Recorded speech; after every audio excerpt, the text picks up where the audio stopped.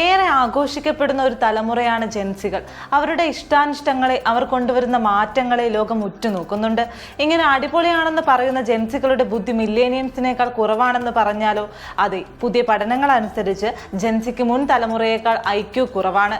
കഴിഞ്ഞ 100 വർഷമായി മനുഷ്യന്റെ IQ സ്കോറുകൾ കൂടി വരികയായിരുന്നു.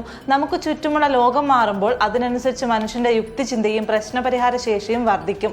ഇതിനെ ഫ്ലിൻ ഇഫക്റ്റ് എന്നാണ് പറയുന്നത്. ഓരോ 10 വർഷം കൂടുമ്പോഴും മനുഷ്യന്റെ ശരാശരി IQ സ്കോറിൽ കൃത്യമായ വർധനവ് രേഖപ്പെടുത്തിയിരുന്നു. മികച്ച ഭക്ഷണം, ശാസ്ത്രീയമായ വിദ്യാഭ്യാസ രീതികൾ, ആരോഗ്യ പരിരക്ഷ എന്നിവ ഇതിനു കാരണമാണ്. എന്നാൽ ഇപ്പോൾ വളർച്ച നിലച്ചു എന്ന് മാത്രമല്ല, റിവേഴ്സ് ഫ്ലിൻ ഇഫക്റ്റ് ഉണ്ടാവുകയും ചെയ്യുന്നു. നോർവേ, ഡെൻമാർക്ക്, ബ്രിട്ടൻ തുടങ്ങിയ വികസിത രാജ്യങ്ങളിൽ നടത്തിയ പഠനങ്ങളിൽ 1990-കൾക്ക് ശേഷം ജനിച്ചവരിൽ IQ സ്കോറുകൾ കുറയുന്നതായി കണ്ടെത്തിയിരിക്കുകയാണ്. ജെൻസികൾ മണ്ടന്മാരാവുകയാണോ? അല്ല, നിങ്ങളുടെ തലച്ചോറ് ഔട്ട്സോഴ്സ് ചെയ്യുകയാണ്. ഫോണും ഗൂഗിളും ഉള്ളപ്പോൾ കാര്യങ്ങൾ ഓർത്തുവെക്കാൻ തലച്ചോറ് കഷ്ടപ്പെടുന്നില്ല.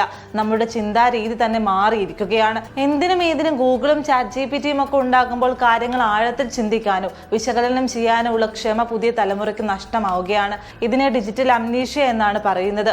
പുസ്തകങ്ങൾക്ക് പകരം ലാപ്ടോപ്പുകളും ടാബുകളും എത്തിയതോടെ വായനാശീലവും കുറഞ്ഞു. ഒരു പുസ്തകം വായിക്കുമ്പോൾ തലച്ചോറിൽ നടക്കുന്ന സങ്കീർണമായ പ്രവർത്തനങ്ങൾ ഒരു സ്ക്രീനിലേക്ക് നോക്കുമ്പോൾ നടക്കുന്നില്ല. ഗാഡ്ജറ്റുകൾ മാത്രമല്ല ഇതിന് കാരണം. പുതിയ ജീവിതശീലവും വലിയൊരു വില്ലനാണ്. ശാരീരിക അധ്വാനമില്ലായ്മ, അമിതമായ ജങ്ക് ഫുഡ് ഉപയോഗം എന്നിവ മസ്തിഷ്ക വികാസത്തെ പ്രതികൂലമായി ബാധിക്കുന്നു. ആഗോളതലത്തിൽ വർദ്ധിച്ചു വരുന്ന വായു മലിനീകരണം കുട്ടികളുടെ നാഡീവ്യൂഹത്തെയും ബുദ്ധിവികാസത്തെയും ബാധിക്കുന്നുണ്ടെന്നും പഠനങ്ങൾ സൂചിപ്പിക്കുന്നു. സോഷ്യൽ മീഡിയയുടെ അമിത ഉപയോഗം അറ്റൻഷൻ സ്പാൻ കുറച്ചു.